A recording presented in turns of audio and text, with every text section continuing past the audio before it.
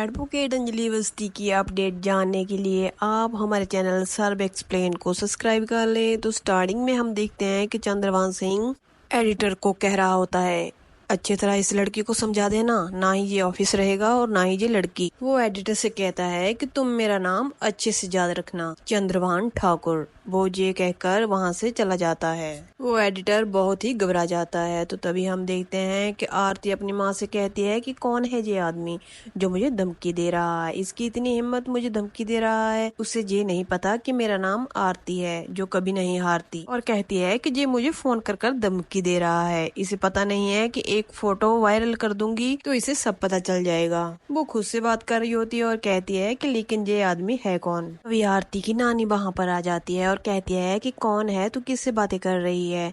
तो आरती बताती है कि पता नहीं कौन नानी मुझे धमकी दे रहा था। नानी पूछती है कि कौन था वो जो तुम्हें धमकी दे रहा है।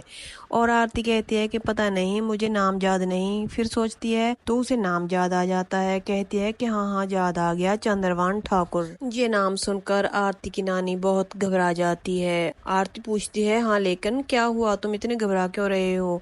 और आरती की नानी सपना कहती है कि कुछ नहीं। तो तभी वो आरती के नाना गणेश को आवाज लगाती है, सुनिए जल्दी आइए। और वो पूछते हैं कि क्या हुआ। आरती की नानी कहती है कि अभी हमें इसे घर में नहीं रखना है, ये फिर से किसी झमेले में फंस गई है। आरती फिर से कहती है कि अरे नानी आप मुझे बताइए तो सही क्या हो गया, ये नाम सुनकर आप इतना चौंक क्यों गई हैं। आरती की नानी कहती है कि यूपी से जो रिश्ता आया था उससे बात कर लीजिए, इसकी शादी जल्द से जल्द कर देनी है मुझे। आरती की नानी सपना बहुत रोने लग जाती है और कहती है कि मैंने बेटी खो ली है, अब मैं नातिन नहीं खोना चाहती हूँ। और कहती है कि कल हमारे दामाद की बरसी है और वो कहती है कि मेरी बेटी जिंदा लाश बन गई है, ना ही खाती है ना ही पीती है ना हंसती है। कीड़े पड़े उनके मुंह में जिन्होंने मेरे बच्चों के साथ इतना घिनौना काम किया है, वो कभी सुखी ना रहें। और वो रोते रोते बाहर को चले जाती हैं। आरती के नाना गणेश पद्मा को कहते हैं अगर इसने मुझे ऐसे कह दिया है तो मुझे करना ही पड़ेगा। पद्मा को कहते हैं कि तू मेरे साथ चल। आरती पीछे से आवाज लगाती है और को रोकने की कोशिश करती है मगर वो लोग नहीं रुकते।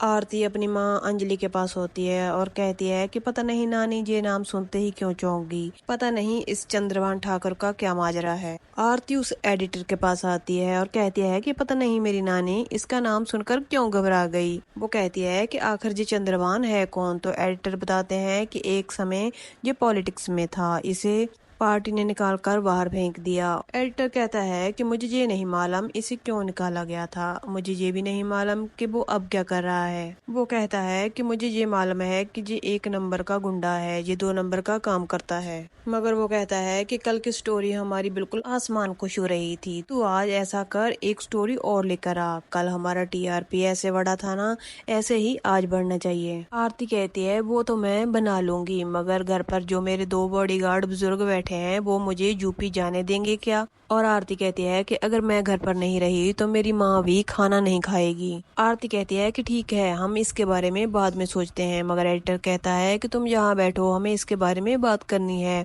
और आरती कहती है कि नहीं नहीं मुझे घर पर जाना है, मेरी माँ खाना नहीं खाएगी और मुझे उसे हॉस्पिटल भी तो लेकर जाना है। फिर आगे हम देखते हैं कि आरती और नाना नानी उसके लेकर अंजलि को हॉस्पिटल पहुंच जाते हैं। वही नर्स उससे मिलती है और कहती है कि आप इसे लेकर आ गए। उसके नाना कहते हैं डॉक्टर ने रेगुलर चेकअप के लिए कहा था। तो वो नर्स पूछती है कि यही तुम्हारी नातन है ना। आरती के नाना कहते हैं कि हाँ, मगर सब लोग यही जानते हैं कि ये पैदा होते ही मर गई। आरती सुनकर हैरान रह जाती है और कहती है कि नानू जी आप क्या कह रहे हैं। नानू कहते हैं कि मैं तो मजाक कर रहा था। आरती कहती है कि नहीं नहीं, अभी तो आपने बोला कोई नहीं जानता कि मैं जिंदा हूँ। आरती कहती है कि पता नहीं आप मुझे जीते जी क्यों मार रहे हो। तभी अंदर से आवाज आती है अंजलि अवस्थी। आरती के नानू कहते हैं कि अपनी माँ को लेकर जाओ, डॉक्टर बुला रहे हैं। आरती अंजलि को लेकर चले जाती है और वो नर्स कहती है कि ये इसके बारे में कुछ नहीं जानती। आरती के नानू बताते हैं इसे कुछ नहीं पता, ये किस खानदान की बेटी है, इसके पापा का क्या नाम है। नर्स कहती है कि ऐसे ही मेरे मुंह से निकल गया था, सॉरी।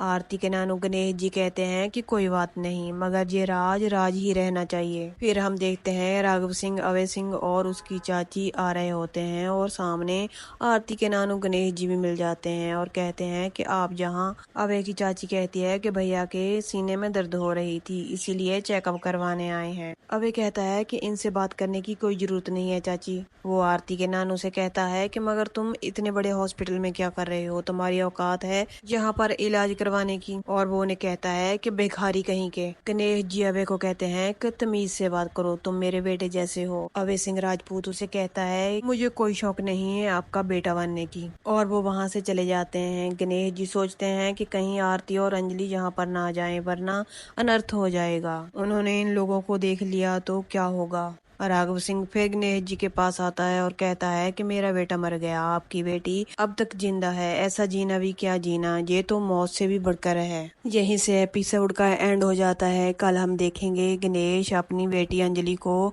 अमन की तस्वीर दिखाएगा, वहीं पर आरती आ जाएगी। क्या आरती भी वो तस्वीर देख लेगी? इसके बाद क्या होगा? इस खूबसूरत एपिसोड को देखने के लिए आप हमारे चैनल को सब्सक्राइब जरूर कर लेना। तो कल मिलते हैं।